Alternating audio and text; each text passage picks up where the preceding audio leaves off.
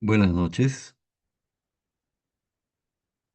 Doctor, buenas noches. Se le escucha y se ve su pantalla. ¿Se escucha adecuadamente? Porque estoy improvisando un micrófono. Sí, sí se escucha adecuadamente, doctor. Ya. Julio, tienes ya, estás como coanfitrión, tú, si Sí, puedes ir ingresando los compañeros que se van agregando, sería buena voz. no se preocupe, Vamos doctor. a, gracias. Disculpen este cambio de horario por razones fuera de control. Así que les agradezco mucho. Vamos a empezar.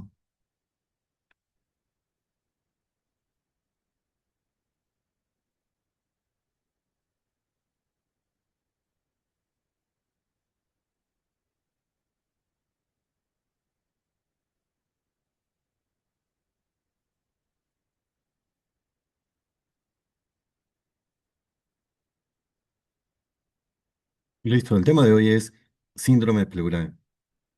Como va a ver en la siguiente diapositiva, el síndrome pleural es un gran síndrome, algo así como el síndrome parenquimal, que es otro gran síndrome. Consta de tres síndromes, a su vez: derrame pleural, también conocido como efusión pleural, neumotórax y fibrosis pleural. Por razones de tiempo y por criterio de frecuencia, me voy a ocupar más del primer síndrome, efusión pleural. Derrame pleural, estamos viendo acá esta necropsia, el líquido. Este líquido que está en el espacio pleural, que ha aumentado, ¿cómo se ve en la radiografía de tórax? Vemos acá una radioopacidad homogénea, sin broncograma aéreo, y cuyo borde superior es una curva, es la famosa curva de Damasó, que asciende hacia la cara lateral, dando la impresión que el límite superior del líquido es mayor en la cara lateral, lo cual no es cierto. El límite superior del líquido de una efusión pleural es el mismo, sea cara anterior, lateral y posterior. Simplemente es un artificio radiológico. Neumotórax: ingresa el aire a la cavidad pleural. Aquí, ¿cómo reconocerlo en una radiografía? Es que no vamos a ver trama, trama vascular. Ven acá, está señalando esta flecha blanca. El pulmón, ¿cómo se ha reducido? Es apenas un muñón. Y el resto, silencio. Lleno de aire, no hay trauma. Trama vascular. Es un neumotórax, atención, que ustedes saben que es una emergencia médica. Tenemos que actuar, si no, el paciente muere. Una circunstancia puede ser en el SERUNS.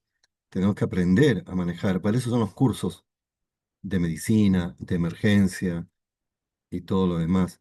Y también el internado.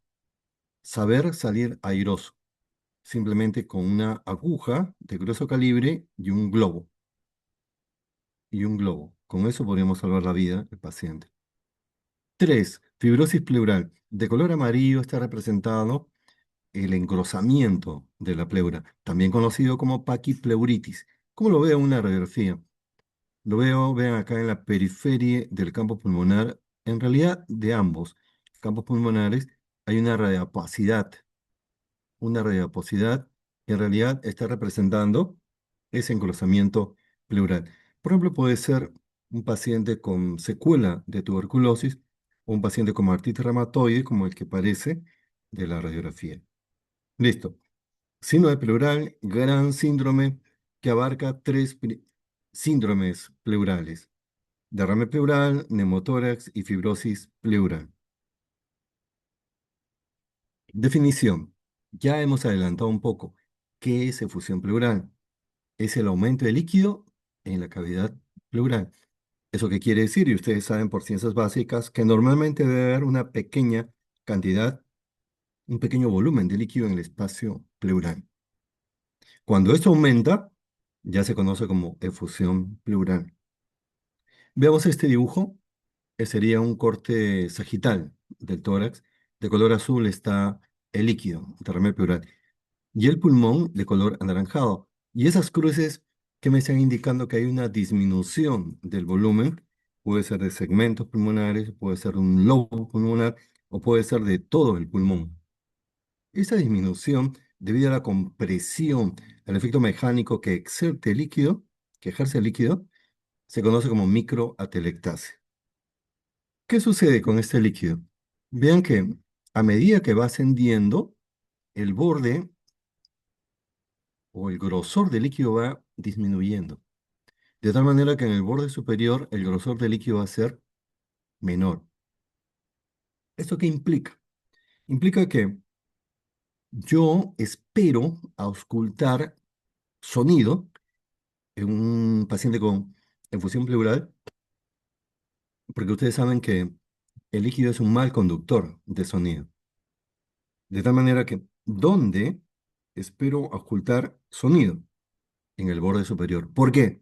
Porque la capa de líquido es delgada y permite el paso de sonido, pero lo va a deformar, como veremos después. Pasa el líquido, pasa el sonido, pero lo deforma. Ya en la radiografía de abajo lo hemos explicado. Entonces, decimos que normalmente debe haber líquido en la cavidad pleural y tiene una razón de ser. ¿Para qué? ¿Para qué? Lo más, digamos, inmediato que nosotros podemos hacer, aproximar una respuesta es para que no haya un roce entre las dos pleuras, la parietal y la visceral. Ahí ejerce lo que menciona acá, su acción de lubricación de las superficies pleurales.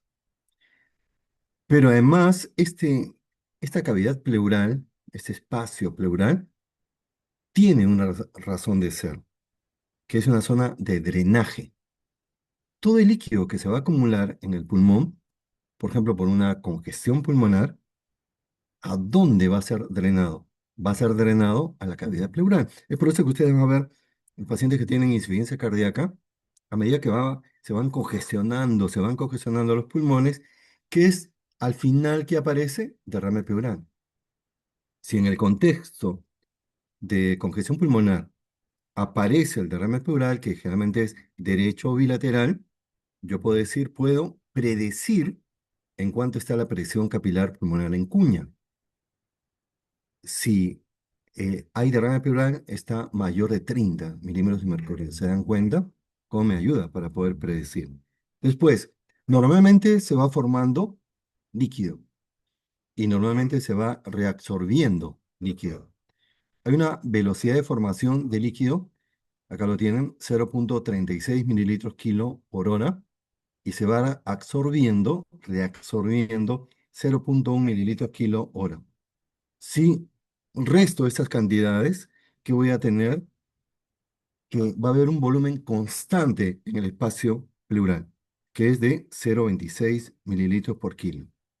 ¿De acuerdo? Si nos preguntara cuál es el volumen normal de líquido en el espacio pleural, depende del peso del paciente. Y lo que debo contestar, bueno, es el peso por 0,26. Se acabó. Esa es la respuesta. Continuamos. Hay un caso como para interesarlos en el tema. Es un paciente Cristian que lo vi hace ya unos 2, 3 años en la sala de varones. Hace 2, 3 años todavía estamos en pandemia. Por eso estaba en sala de varones, porque yo trabajo en la sala de mujeres. Pero fue una experiencia interesante tratar pacientes varones. Un año de enfermedad y una masa de crecimiento. ¿Ven el abdomen? El abdomen está elevado, está globuloso y asimétrico. Está más distendido del lado derecho, diría el cuadrante superior derecho es mayor distensión. Y efectivamente acá se encuentra una masa. Y esta masa ha tenido un crecimiento progresivo, lento, sin producirle dolor, durante un año, vean. Y Cristian es paciente, esas personas aguantadoras, guerreras, que no se dejan vencer por las molestias. Yo no sé si eso es bueno o malo, porque malo en el sentido que retrasa el diagnóstico. Así que él llega más bien, llega a- al hospital porque ya presentaba disnea, dolor torácico y el abdomen más voluminoso. Si se palpa una masa, se palpa la masa en, en el cuadrante superior derecho, se palpa la masa, debo pensar que es una masa, una neoplasia maligna, probablemente, por más que sea el tiempo un año. Y también debo hacer unidad clínica. Él presenta disnea y dolor torácico. ¿Qué puedo plantear? Si estamos en el capítulo, debo plantear un síndrome pleural. Claro que sí, probablemente efusión pleural. Así que hago inmediatamente unidad clínica. ¿Esta efusión pleural tendrá algo que ver con esta masa abdominal? Por supuesto que sí, por supuesto que sí. Si esta tumoración es maligna, se puede extender, puede dar metástasis a la pleura. Esa fue la sospecha. En el examen clínico tenía los signos de derrame pleural que vamos ahora a conocer o a repasar. Así que se plantea efusión pleural por neoplasia maligna pleural metastásica.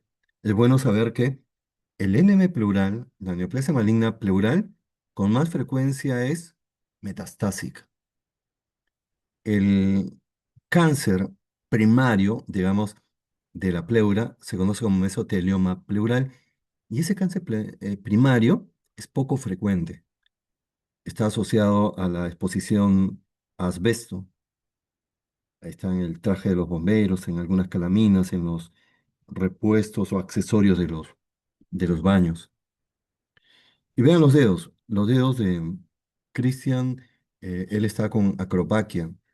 Esta acropaquia, ya hemos explicado en la clase de inflamación, se debe a la acumulación de fibroblastos, que lleva un aumento de la parte distal de la parte blanda y da un aspecto de lo que se llama dedos en palillo de tambor. Pero esta acropaquia puede ser el resultado de una hipoxia crónica. Por eso un paciente con EPIT, con fibrosis pulmonar, no debe llamar la atención que tenga acropaquia. Es por la hipoxia crónica que va a producir hiperflujo capilar distal y esto estimula la formación de fibroblastos. Ahora hay que ver si esta acropaquia es asociada también al tumor abdominal. Vean, está el video, el abdomen distendido y se observa que está más dilatado. Ahí estoy delimitando la masa, ¿ven? Es grande. ¿Eh? ¿Cómo delimito la masa?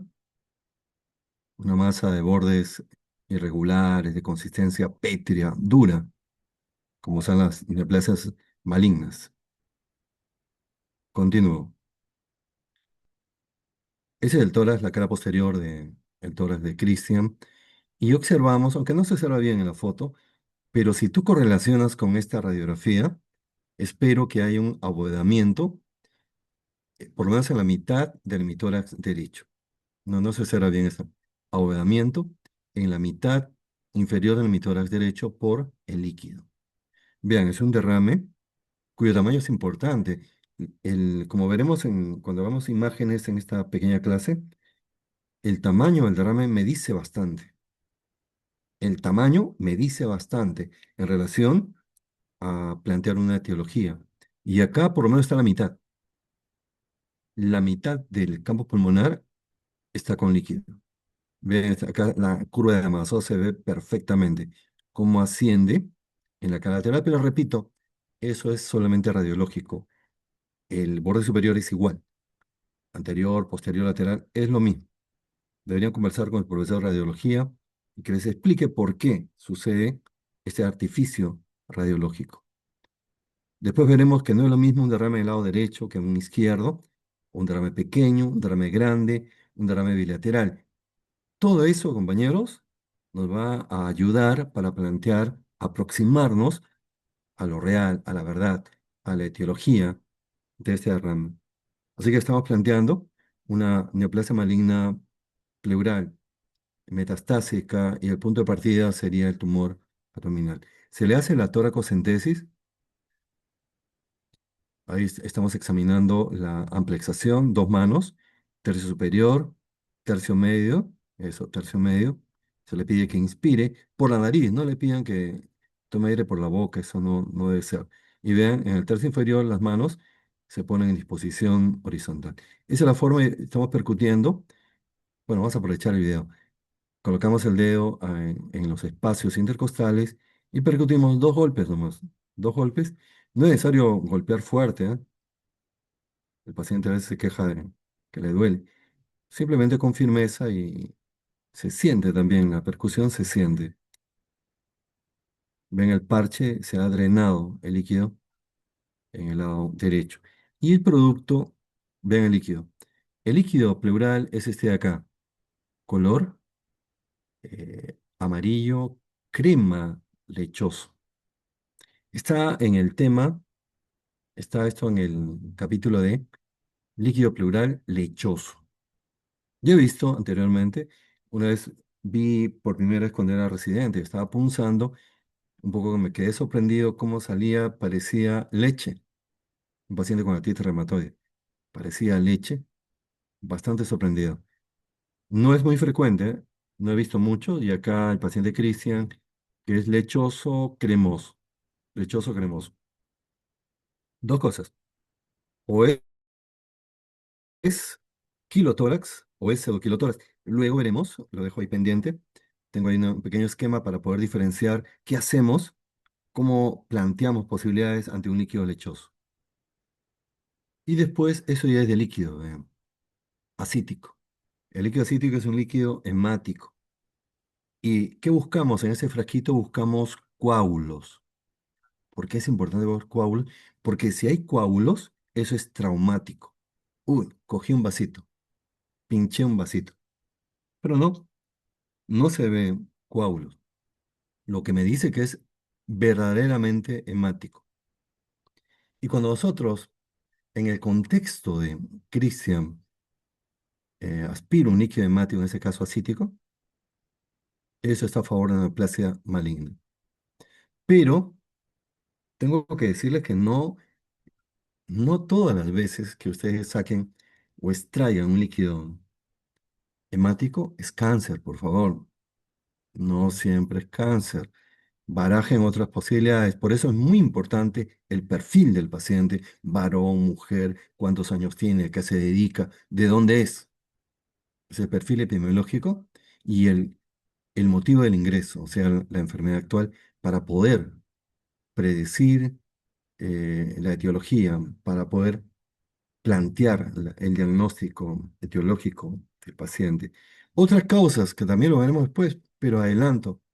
Un paciente que tiene coagulopatía, un cirrótico con coagulopatía, un paciente que tiene LES, una enfermedad autoinmune reumática también. Como decimos, tiene derecho a que el líquido sea hemático. Buen caso de Cristian. Menos mal que le iba bien. Con quimioterapia le iba bien a Cristian, que es lo importante, ¿no? Pero después ya le perdí el rastro. Espero que haya seguido bien. Ah, el diagnóstico, linfoma. Linfoma retroperitoneal, con extensión a la pleura. Vamos a hablar de los síntomas. ¿Cuáles son los síntomas de un paciente que tiene efusión pleural? Son tres. Tres. El primero, bueno, es tos, disnea y dolor pleurítico. Yo diría, el primero es dolor pleurítico. Es el dolor llamado, en los libros de semiología pueden leer, de punta de costado, lo cual no es cierto. No es cierto que solamente sea dolor de punta de costado, porque va a doler donde está inflamada la pleura, en principio. Lo que sí, ¿qué me hace plantear que este dolor torácico es pleurítico?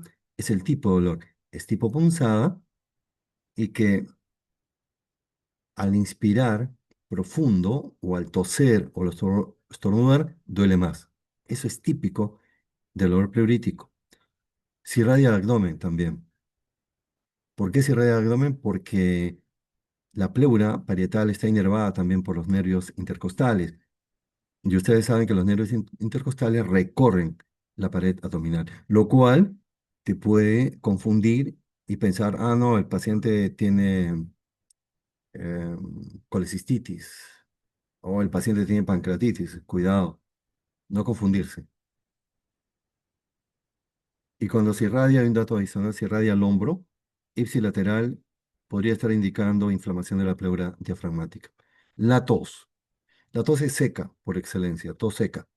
Ustedes saben que para que se produzca la tos, tienen que estimularse zonas tusígenas, de todas maneras. ¿Y qué zona tusígena, en este caso de fusión pleural, va a ser estimulada? Es la pleura misma. La pleura es una zona tusígena y también por efecto de masa, efecto mecánico de líquido, los bronquios pequeños. Los bronquios pequeños también son zonas tusígenas. Por último, la disnea. Si vemos esta vista axial de un gran derrame, es un derrame masivo, le dicen, derrame masivo de gran cantidad de líquido, y como el pulmón no es un neumotórax, ojo, es líquido, es un gran derrame, derrame masivo, y cómo va a comprimir, cómo está comprimiendo el pulmón.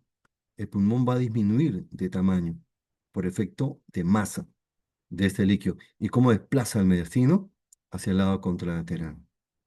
Así que todo este efecto mecánico va a contribuir, toda esa compresión pulmonar va a producir disnea, pero disnea de tipo 1, disnea ventilatoria. Disnea ventilatoria. Otro mecanismo, disminución de la distensibilidad de la pared torácica y depresión del diafragma. ¿De acuerdo? Estas son las manifestaciones clínicas más importantes de toda efusión pleural. Dolor pleurítico, tos seca y disnea, por las razones explicadas. Vamos a entrar un poquito a la fisiopatología porque es necesario. Una pincelada nada más. Tiene acá, ¿por qué se va a producir un líquido, en este caso, pobre en proteínas, un trasudado? Cuando es rico, abundante en proteínas, se llama exudado. Verán, es un juego de presiones y las localizaciones también. Puede ser en la cavidad pleural, pero en la pleura parietal. O sea, en el capilar de la pleura parietal. Primera localización. Segunda localización en el espacio intersticial pulmonar. Y tercera localización en la cavidad peritoneal. Son zonas donde se forma el líquido pleural. ¿De acuerdo? El título de esta lámina es Formación de líquido pleural. Vamos a ver. Hay dos presiones importantes. La presión hidrostática, que es la presión que saca líquido del capilar hacia el espacio pleural, y la presión oncótica, que se debe a las proteínas, que impide la salida de líquido de los capilares. ¿Cómo es el juego?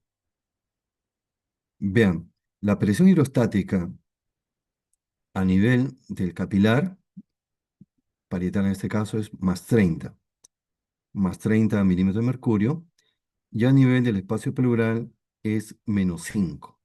¿De acuerdo? Entonces de acá tengo que restar para saber el gradiente de presión hidrostática. Sería 30 menos -5, sería 29. ¿Perdón? ¿Está bien? Ah, sí, 30 menos -5 allá, perdón, es 35. ¿De acuerdo? 30 menos -5 es 30 más 5, 35. Presión hidrostática. Y la presión oncótica es 34 menos 5, 29. Así que aquí en el centro es el gradiente de presión hidrostática oncótica, ¿de acuerdo? Que es la resta de 35, la presión hidrostática, menos 29, la presión oncótica. El resultante es +6. ¿Eso qué quiere decir? Que hay una fuerza de +6 que saca el líquido del capilar hacia la cavidad pleural. Es la formación normal de líquido. Y cuando esto aumenta, cuando aumenta, por ejemplo, la presión hidrostática por insuficiencia cardíaca, cuando disminuye la presión oncótica por síndrome nefrótico, todo eso va a aumentar el gradiente y que hace que se produzca la efusión pleural.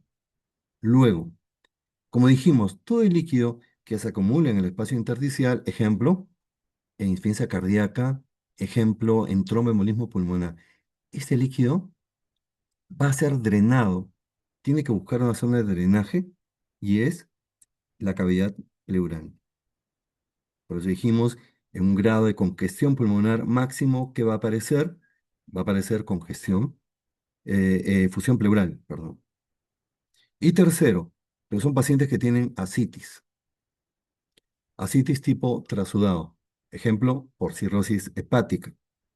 Ese líquido, este líquido en la cavidad peritoneal, va a buscar escapar. Como está la presión peritoneal, busca escapar y lo va a hacer hacia la cavidad pleural. ¿Por qué? Porque la presión en el espacio peritoneal va a ser mayor que la presión en el espacio pleural y va a atravesar, ¿vale ese término? El diafragma. ¿Por qué? Porque el diafragma está lleno de poritos, tiene poros y por ahí va a discurrir el líquido. Y ustedes saben que un paciente cirrótico puede hacer efusión pleural tipo trasudado del lado derecho. Eso debe haber una razón anatómica que ustedes la conocen mejor que yo. ¿Por qué la efusión pleural de insuficiencia cardíaca, de ERC, enfermedad renal crónica, de cirrosis, es más del lado derecho o bilateral? Seguimos. Así como se va formando líquido, dijimos también se va reabsorbiendo líquido. Y esta reabsorción, al igual que la formación de líquido, solamente se da en la pleura parietal. ¿De acuerdo? ¿Dónde se forma el líquido? Solo en la pleura parietal. ¿Y dónde se reabsorbe? Solamente en la pleura parietal. ¿Por qué? Porque ustedes saben que cuál es la estructura que va a absorber el líquido. Son los capilares linfáticos. Y los capilares linfáticos solamente están en la pleura parietal. Y esos capilares linfáticos van a comunicarse con el espacio pleural a través de unos espacios que estamos viendo acá señalados puesto a flecha verde, se llaman estomas. O sea, el estoma es la comunicación del capilar, la comunicación para el capilar linfático con el espacio pleural. Eh, y solamente hay estomas en la pleura parietal. No hay estomas. Un ratito voy a hablar con el perrito, un ratito.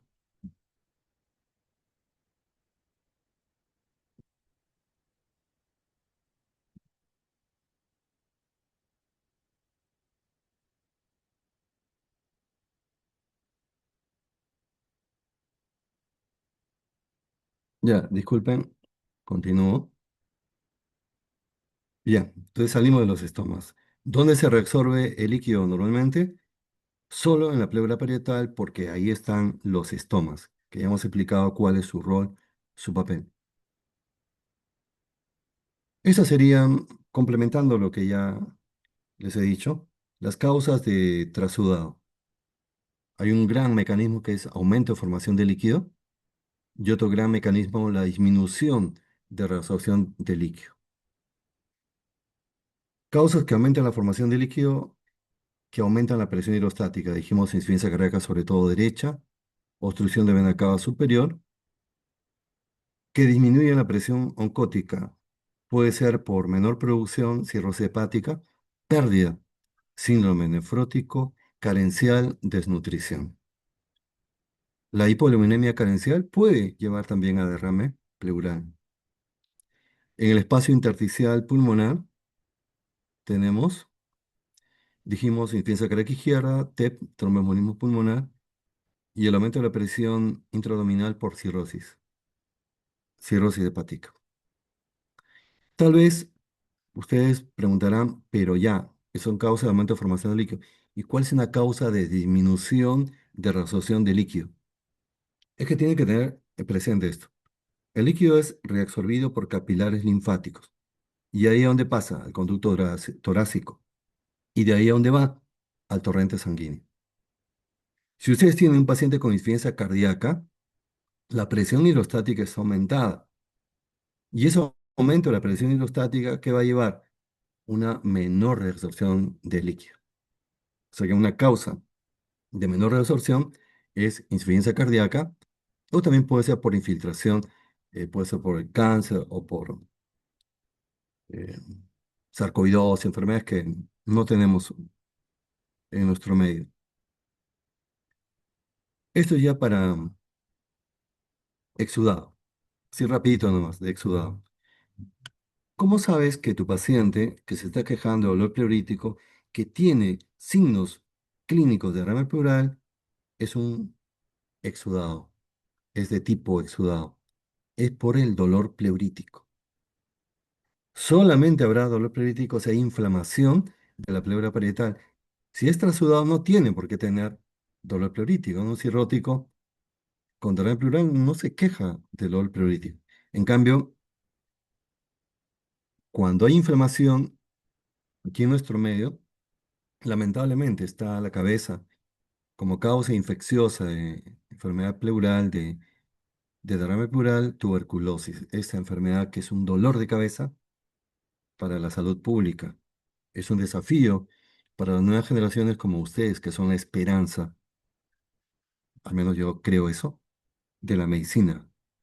Y no solo la medicina peruana, sino la medicina internacional, pero dejemos esa medicina peruana. Ustedes son médicos del mundo, ¿no? O van a ser médicos del mundo. La inflamación va a llevar, que ya hablamos eso en la clase de inflamación, vasodilatación, aumento de la permeabilidad, de tal manera que vemos acá, el líquido va a pasar del capilar hacia el espacio pleural y también estas pelotitas que serían la albúmina. O sea, es un líquido rico en proteínas. ¿Qué causas tenemos? Ya hemos dicho, causas infecciosas está lamentablemente la cabeza, todavía tuberculosis, después tenemos el derrame paraneumónico por neumonía, en cáncer pleural también. No se olviden los medicamentos, tienen amibarona, nitrofurantoína como causas de derrame pleural. Causa no infecciosa, pancreatitis aguda también es otra causa. El derrame es izquierdo, del lado izquierdo. Después, otro mecanismo que es muy interesante, que lo vemos de cuando en cuando, es la disminución de la presión intrapleural. ¿Y cómo te das cuenta de eso? Te das cuenta que porque este derrame, siendo un gran derrame, es un derrame masivo, prácticamente masivo, no produce tanto efecto de masa, no desvía tanto el mediastino hacia el lado contrario. Entonces, algo está pasando con este gran derrame. Y en las imágenes vemos lo siguiente. Bien, ¿se acuerdan que vimos en antes una fusión pleural masiva? ¿Cómo desviaba el mediastino grandemente hacia el lado contrario? Aquí no, prácticamente el mediastino está en su sitio. Es lo que se conoce como mediastino congelado. Y cuando tú veas así un derrame pleural grande, masivo, que no desvía tanto el mediastino hacia el lado contralateral, sospecha en mediastino congelado. ¿Y cuál es el mecanismo fisiopatológico? Es disminución de la presión intrapleural por atelectasia. En las atelectasias crónicas, compañeros, también tengo que emplear otra vez la palabra, lamentablemente, casi el 99% de causas de este tipo de derrame pleural es la neoplasia maligna. Sí, recuerden esto, atelectasia crónica va para cáncer de pulmón. Atelectasia aguda es más por tapones mucosos. Tienes paciente con asma, con abundante secreción o con bronquitis crónica, EPOC.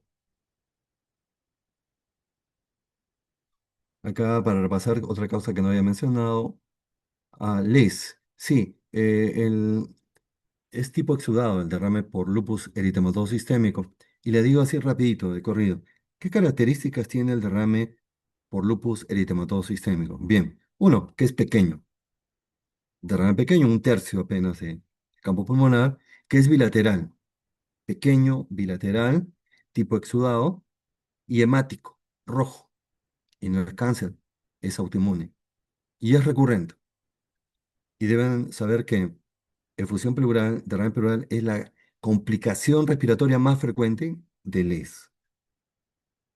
Digestiva, pancreatitis aguda, le dije que es del lado izquierdo. ¿Por qué? Porque el páncreas, el cuerpo va a estar más hacia el lado izquierdo. Y todo es por inflamación, por citoquinas. Rotura de esófago, eso lo vamos a ver luego. Kilotora lo vamos a ver luego y los medicamentos que le decía. Continuamos. ¿Sí ya expliqué eso? Ya. Entramos entonces a los signos clínicos. Ayudaba unas fotografías. Primero, en la inspección, ya vimos, ya vimos el tórax de paciente Christian. Abovedamiento, aumento de volumen del emitora donde está el derrame. Con una disminución, ese emitora se mueve menos. Disminución de la amplitud, ahí tiene la sensibilidad, tiene la especificidad. Palpación, importantísimo. Luego le voy a hacer una pregunta, pero yo lo voy a contestar para que sea más rápido. Las vibraciones vocales, ustedes saben que el líquido es un mal conductor. Por lo tanto, las vibraciones vocales disminuyen o desaparecen o están abolidas. Eso es típico de fusión pleural. ¿Qué otro síndrome puede cursar con disminución o abolición de las vibraciones vocales? La atelectasia. Y la amplexación también disminuye. Después, la percusión va a haber matidez. Es una sensibilidad que llega a 73 y una especificidad de 91%. Matidez. Percuto, el sonido normal del pulmón, o del tórax, mejor dicho, del tórax, es un sonido resonante y grave, de tono grave, sí, pues, se llama sonoro, es lo normal. En este caso, cambia de sonoro a mate. ¿Cómo es el sonido mate? El sonido mate es sonido agudo y seco, que es lo contrario a resonante. Agudo y seco. Es como cuando percutimos normalmente el hipocondrio derecho, porque ahí está el hígado. ¿Cómo será el sonido? Mate. Y es normal. Así que no nos equivoquemos. No pongamos timpánico. El hemitórax no es timpánico, es sonoro. Timpánico es el sonido del abdomen a la percusión, que es un sonido resonante y agudo. Ahora, hay excepciones. Hay un sector, un área del tórax que sí es timpánico, normalmente, es el hipocondrio izquierdo, por el espacio de Traube. Hipocondrio izquierdo es la única zona del tórax que normalmente es timpánico.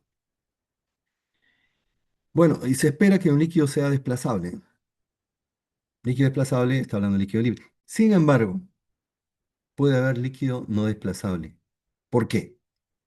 Esto puede ser para pregunta de examen. ¿Por qué? No es desplazable porque ya no hay donde pueda moverse el líquido porque está abundante. O sea, en derrame masivo no hay líquido desplazable. O si está tabicado también. El derrame pleural se ha tabicado. Tú me preguntas, causas de derrame pleural tabicado. Yo te digo empiema.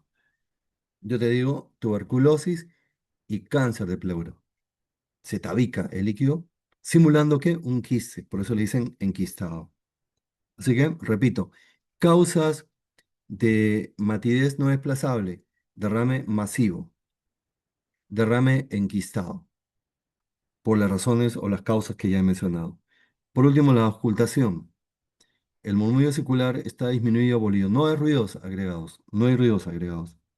Y como les dije, ¿dónde voy a buscar los signos de fusión pleural en la auscultación?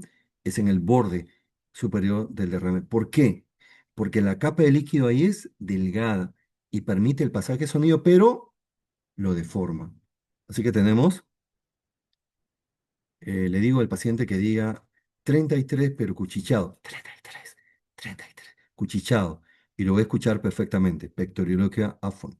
Si tú quieres, por ejemplo, diferenciar un un derrame enquistado de una paquipleuritis, de una fibrosis, busca pectoriloquia áfona. Si hay pectoriloquia áfona, hay líquido. Nada más. Soplo pleural es el soplo en E, poco frecuente, pero algunas veces lo hemos ocultado. Soplo expiratorio en E. Luego veremos cómo se forma este soplo. Y la egofonía. Ego, cabra, fonía, voz. Voz de cabra. Es como si estuviéramos hablando con la nariz tapada, simulando el sonido del balido de una, creo que así se dice, de una cabra. Datos adicionales, no se olviden de examinar la tráquea, está desviada hacia el lado contrario. No se olviden de ocultar, los focos cardíacos están desviados hacia el lado contrario. Y es un dato interesante aquí, un dato interesante, ¿eh? ¿Cuándo es que yo puedo ya ocultar estos signos clínicos? Se ha encontrado que cuando hay líquido, el líquido llega a 250 o a 300 centímetros cúbicos, ahí ya puedo ocultar, ahí ya puedo ocultar, palpar, percutir el derrame pleural. Pero también me acordé que tenía que hacer una pregunta, es, ¿cuál sería el signo más temprano de una efusión pleural? Y le doy dos alternativas. Puede ser vibraciones vocales disminuidas o abolidas o matidez desplazable. No sé si alguien quiere decir la respuesta. ¿Se atreven? Vibraciones vocales disminuidas o matidez. ¿Cuál aparecerá primero?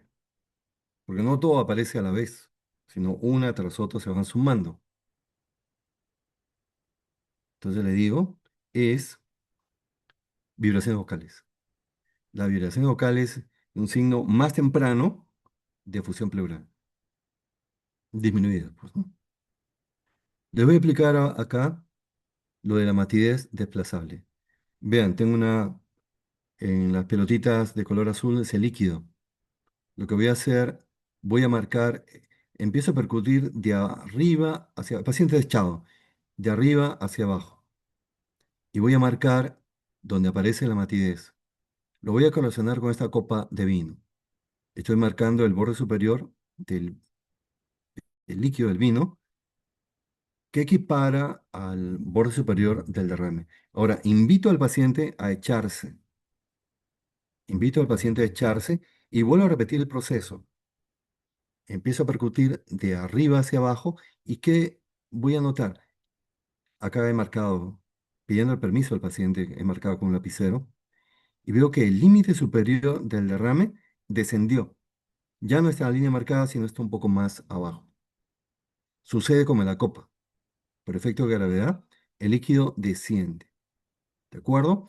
Esto es lo que hay que hacer para em, confirmar clínicamente que hay líquido desplazable. Primero se percute con el paciente sentado, se marca el borde superior y después lo invito a echarse, percuto nuevamente de arriba hacia abajo y la nueva marca está descendida. Confirmado, líquido libre. En la auscultación, también en la auscultación, el frote pleural cuando es un exudado y el frote se va a auscultar al inicio del derrame y al final del derrame, por ejemplo, en tuberculosis, agudo, áspero en ambos tiempos. Y el soplo pleural, que es el que vamos a ver ahora inmediatamente. Primero, para poder hablar de soplo pleural, entiendo que ustedes deben haber tenido la clase de síndrome parenquimal, pero voy a repetir. Primero hablemos del soplo tubárico o tubario. El soplo tubárico o tubario es un soplo inspiratorio en A, pero no inspiratorio en A. ¿De acuerdo? Pero ese soplo tubárico no es sino la transmisión del sonido laringotraqueal a través de la pared costal. O sea, normalmente este sonido lo oculto en la base anterior del cuello, pero no debo ocultarlo normalmente a través de la pared costal. Eso hay que tenerlo en cuenta. Ahora, cuando lo oculto es anormal. Cuando lo oculto en la pared torácica es patológico. ¿Y por qué sucede esto? Porque hay una condensación, o sea, un exudado inflamatorio que ustedes saben se comporta como un sólido y va a transmitir el sonido que viene de arriba.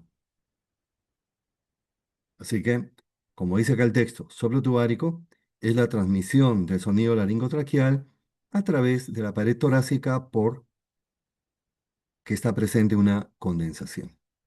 Listo, entonces ya sabemos cómo se genera el soplo tubario tubárico. Con ese preámbulo ya puedo explicarles cómo se genera el soplo pleural. Volvemos a este dibujito que lo vimos en antes. ¿Cómo es la disposición del líquido? Que está de azul, a medida que va ascendiendo, se va adelgazando el grosor y el pulmón va disminuyendo de volumen. Esta disminución de volumen se conoce como microatelectasia, ya dijimos eso.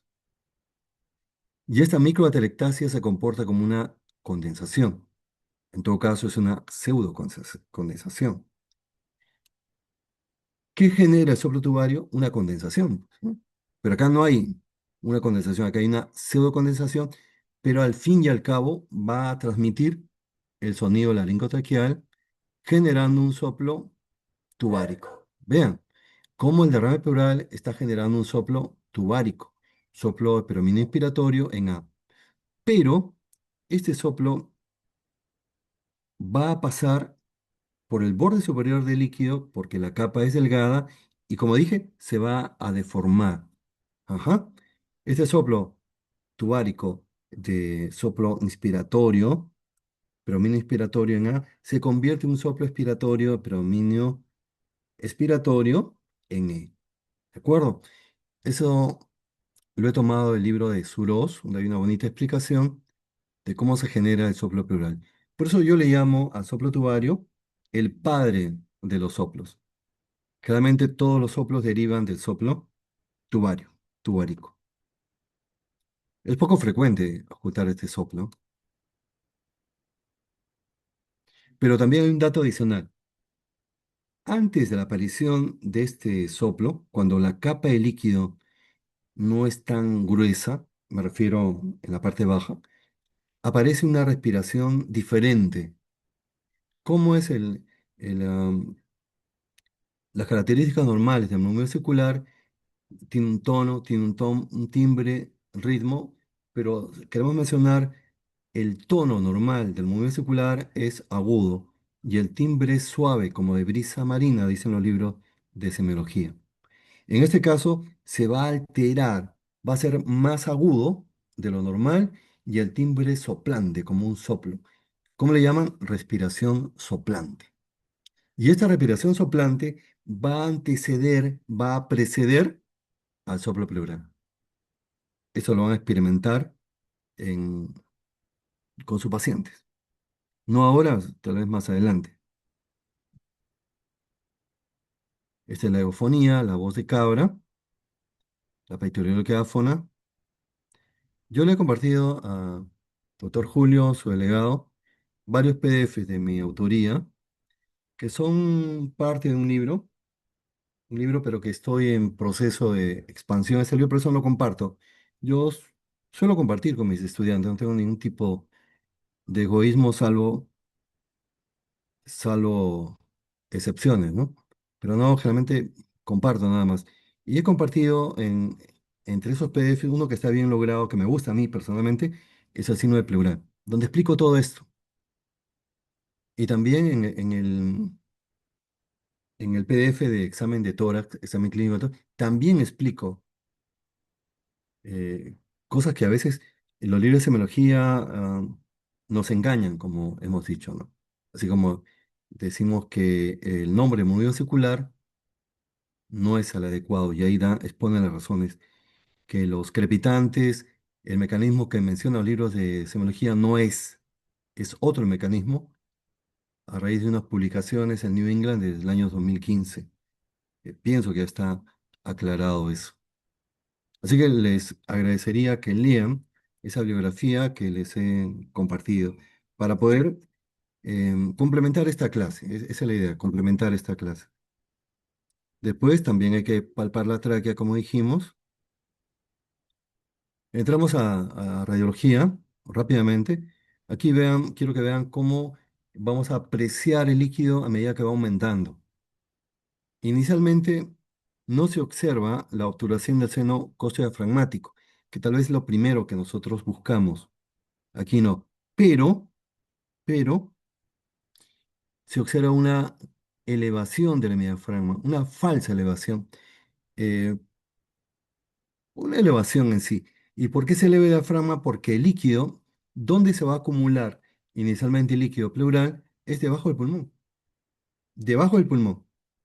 Menos de 200 cc vista frontal Y en la vista lateral, apenas con 5 cc, ya podemos ver esta franja radiopaca. Ya poco se hace eso. Desde la pandemia se ha puesto de moda la ecografía torácica, que antes no se le da tanta importancia. Ustedes como médicos generales tienen que salir con preparación de ecografía, sí o sí. Tienen que saber, ese es un plus que tienen los médicos generales ahora, que ya le hacen la competencia a los radiólogos con la ecografía y que es muy importante para el manejo de los pacientes. Después ya viene la obturación del seno costodiafragmático, ¿vean? En la vista frontal con 200 cc y en la vista lateral con 50 cc ya se observa. Luego, acá tenemos ya aparece la curva de Damasó. ¿Qué volumen se necesita para que aparezca la curva de Damasó? 500 cc, por lo menos. Y después ya el derrame masivo. Causa de derrame masivo, vean, con efecto de masa, cómo llevan el mediastino hacia el lado contrario y la tráquea también hacia el lado contrario. Causa de derrame grande masivo, depende, trasudado y exudado. Hay que ser sistemáticos en la información. Trasudado, exudado. Trasudado a la cabeza, insuficiencia cardíaca. Insuficiencia cardíaca a la cabeza. Después está la enfermedad renal crónica. Exudado, no maligno y maligno. Maligno, cáncer pulmón. El más frecuente es adenocarcinoma. Y no maligno, tuberculosis, infeccioso. Esas son las causas finalmente. ¿Cuáles son las causas más frecuentes de derrame masivo? Tienes insuficiencia cardíaca, tuberculosis y cáncer de pulmón, el adenocarcinoma. La curva de Masson, derrame masivo. Esta diapositiva es muy interesante, la he tomado de un libro anglosajón. Por supuesto que lo he adaptado a mi manera, pero ha salido algo bonito. Me gusta esta lámina. ¿Por qué? Porque te permite hacer radiología clínica. Como viendo la radiografía, tú puedes predecir la causa. Es impresionante eso. Y dice primero, si el derrame es grande, bueno, ya hemos adelantado algo. Si el derrame es grande, infeccioso, TBC pleural.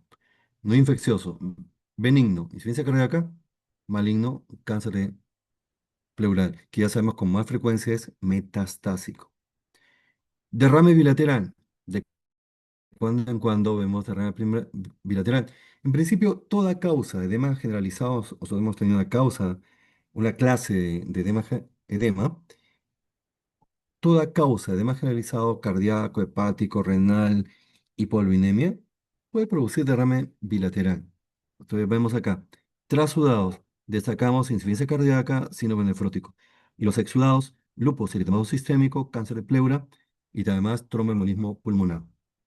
Del lado derecho, vean, también del lado derecho, causa de edema generalizado, cardíaco, hepático. Mención aparte, el síndrome de Meigs. El síndrome de Meigs, hay una triada para plantear síndrome de Meigs. Uno, que la paciente tenga un fibroma ovario. Ese tipo de tumor, ¿ah? Fibroma, tal cual. No otro, no otro tipo de tumor, sino se debe ser fibroma. Derrame pleural tipo trasudado y ascitis tipo trasudado. Es el síndrome de Meigs. Hemitórax izquierdo, típicamente pancreatitis aguda, por lo que ya les dije. Disección de aneurisma de aorta, lo cual es una emergencia médica. Paciente entra en shock rápidamente. Rotura de esófago, que generalmente es iatrogenia quirúrgica o puede ser traumática también. Infarto, rotura de vaso. Rotura de vaso, pacientes que tienen vaso gigante. Vaso gigante puede ser por hipertensión portal, por malaria, por linfoma. Estos pacientes que tienen vasos gigantes se pone un letrero, no examinar el vaso, porque se puede romper el vaso.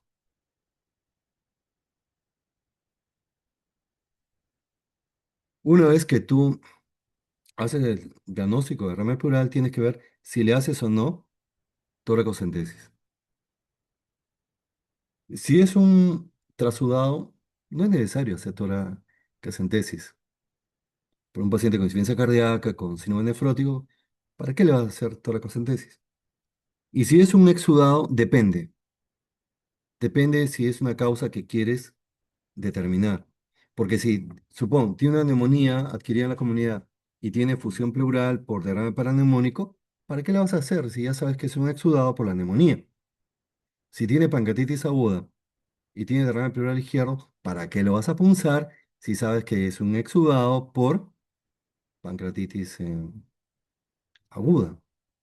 Aquí te damos algunas indicaciones cuando aún así estés planteando un trasudado, un exudado, y planteas un exudado por el dolor pleurítico o por la fiebre de repente. Si hay fiebre y dolor pleurítico, mejor púnzalo. Pero esto en el edema generalizado, ojo, puede ser con insuficiencia cardíaca, puede ser con síndrome nefrótico o puede ser con cirrosis. Si tienes derrame y fiebre, púnzalo, por más que la causa probable sea un trasudado.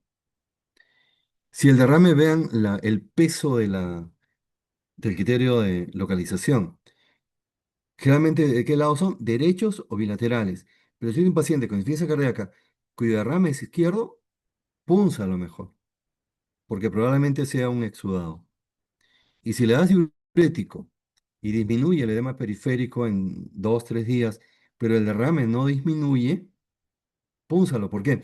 Porque solamente el trasudado responde al diurético y no el exudado. Y hay que hacerle, pues, la toracocentesis. Ustedes tienen que aprender sin miedo.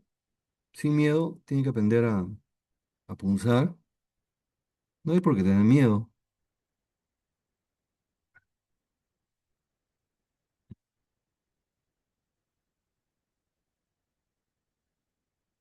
Bueno, tenía un videito, pero no salió la.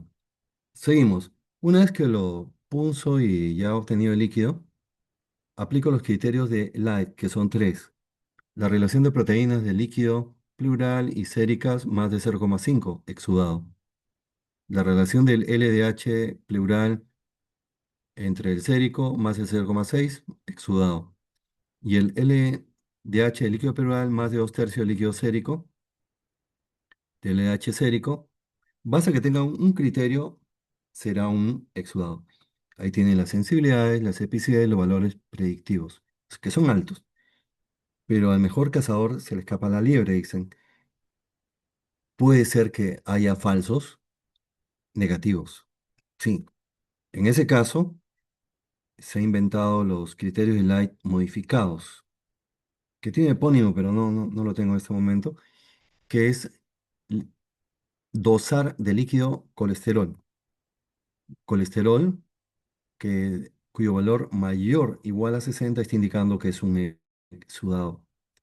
Y la relación de colesterol de líquido pleural entre el sérico mayor o igual a 0,3. Esta es la manera de ver si realmente es un falso negativo el resultado de los criterios de Light. También se puede utilizar el gradiente albúmina sérico líquido pleural.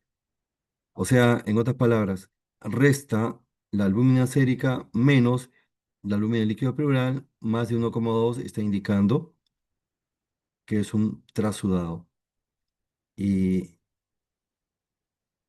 menos de 1,1 sería un exudado. Faltan unas pocas láminas. No voy a explicar todo, solamente quiero. Todas en principio son causas de exudado. Todos son causas de exudado. Quiero ver qué de diferente y qué de igual tienen. El derrame neumónico es una derrame ocasionada por neumonía. Y en el empiema hay pus ya en la cavidad pleural, predominan los polimorfos nucleares. En estos, en lo demás, linfocitos. Con la excepción que al inicio, ojo, al inicio en tuberculosis van a predominar los polimorfos nucleares. Al inicio en artritis reumatoide, polimorfos nucleares. Y después ya linfocitos. Bueno, si hay polimorfos nucleares, pues el aspecto va a ser turbio, ¿no? La glucosa va a estar menor de 60 prácticamente en todos. Si nos preguntan, ¿cuál es la causa infecciosa que produce mayor consumo de glucosa en el líquido pleural? Sería empiema. menos de 40 miligramos por decilitro. ¿Y cuál es la causa no infecciosa más frecuente que produce mayor consumo de glucosa en el líquido pleural? Sería artritis reumatoide. Y curiosamente, artritis reumatoide en varones, menos de 15. El pH en todos menos de 7,2, excepto en PIEMA, menos de 7. ADA. ADA es una enzima adenosín deaminasa que indica la presencia de Mycobacterium, ADA. Y vean, en todos los tipos de exudado el ADA está aumentado más de 45 unidades por litro. De tal manera que eso obligó a buscar un punto de corte para el ADA en TBC. Más de 70 unidades por litro es el punto de corte para TBC. Finalmente, los triglicéridos. En la diferencia entre kilotórax y pseudokilotórax, que no está aquí, pero en kilotórax, tanto en pseudokilotórax como en kilotórax, el colesterol del líquido pleural es mayor de 60 miligramos por decilitro. Y solamente en kilotórax los triglicéridos están aumentados. También ya mencionamos lo de la hemotórax. No solamente piensen en la empresa maligna, también puede ser coagulopatías, lupus, eritematoso sistémico, como el grupo de enfermedades autoinmunes, tromboembolismo pulmonar también. Y bueno, el traumático ya en cirugía. Ah, y recuerden, si hay coágulos, eso es traumático. El líquido hemático con hematocrito mayor al 50% del sérico, eso es hemotórax. Lo que le decía a propósito del paciente Cristian, líquido lechoso, ¿qué hacemos? Cristian se veía un líquido lechoso cremoso. Lo primero que hay que hacer es centrifugar la muestra. ¿De acuerdo? Centrifugamos la muestra, vamos al laboratorio, pedimos que se centrifugue la muestra. Bien. Si el sobrenadante es transparente, estamos frente a un empiema. Empiema. Sobrenadante transparente. Empiema tiene más de 20.000 leucocitos por milímetro cúbico. Es bastante. 20.000 leucocitos, glucosa menor de 40, pH menor de 7 y todas las características de empiema. Es pus, se infectó el líquido. Pero si el sobrenadante es lechoso, tengo dos posibilidades, lo que le decía, o es un kilotórax o un falso kilotórax. En ambos, vean, en ambos, el colesterol líquido pleural está aumentado, en ambos. La diferencia va a estar en los triglicéridos, que solamente están aumentados en kilotórax. ¿Qué causas tienen de pseudoquilotórax? El paciente que le mencioné, que cuando fui residente extraje un líquido lechoso, tenía artritis reumatoide. Pero también puede ser tuberculosis, puede ser cáncer. Y acá se debe a una abundancia de linfocitos. Kilotórax. En kilotórax pienso en principio que sea traumático por iatrogenia quirúrgica torácica. Pero también puede ser de causa neoplásica o por tuberculosis. Esto también lo que le dije ya de el mediastino congelado. No empuja, es un derrame masivo, normalmente debe empujar hacia el lado contrario del mediastino, acá no lo hace, mediastino congelado, y ya saben que es por disminución de la presión intrapleural y casi el 99% es por cáncer, cáncer de pleura. Y el cáncer de pleura en principio, ¿de dónde viene? Del mismo pulmón, del carcinoma. Ya en las últimas láminas hay formas especiales de cáncer aquí en gineco-obstetricia. El síndrome de Médici que ya mencionamos, derrame pleural tipo trasudado, citis tipo trasudado y fibroma de ovario. Pero cuando el tumor es diferente, ya no es fibroma, sino cualquier otro tumor, se habla de un pseudo síndrome de Meigs. El pseudo síndrome de Meigs son pacientes con lupus eritematoso sistémico que tienen derrame pleural tipo exudado, ascitis y el marcador tumoral CA 125 aumentado. Por último, empiema. Empiema es el derrame infectado con pus. Se debe sospechar si la fiebre, a pesar de un tratamiento indicado, bien indicado, persiste luego de 5 días. Si la toracocentesis frustra, realizas varias veces el intento y no puedes, porque eso que te está diciendo, que el líquido está demasiado espeso, porque hay gran cantidad de polimorfonucleares. Y está leucocitos más de 25.000 por milímetro cúbico, proteínas más de 3 gramos en un exudado, pH menor de 7, LDH más de 1.000 unidades por litro, glucosa menos de 40. Es el empiema. ¿Qué está indicado? Colocación de tubo de drenaje torácico. Y ese es un caso, para terminar, el último, mujer de 64 años que ingresa por neumonía, tiene una evolución desfavorable, hace un derrame pleural y tiene fiebre, un derrame pleural febril, es grande, líquido, le hacen toracocentesis y es aspecto lechoso, pH menor de 7, glucosa menor de 40, aunque el gran es negativo. ¿Cuál es el diagnóstico? El diagnóstico es empiema. ¿Qué hay que hacer? Hay que colocarle tubo de drenaje torácico. ¿Listo? Creo que me he pasado, pero he tratado de reducir al máximo. Muchas gracias por su atención y por su gentileza de permitirme eh, dictar la clase fuera del horario habitual. Gracias, doctor. Una consulta con respecto a las PPTs. Sí, se cuelgan en el aula, Julio. Ya, está bien, doctor. Muchas gracias. Muy bien.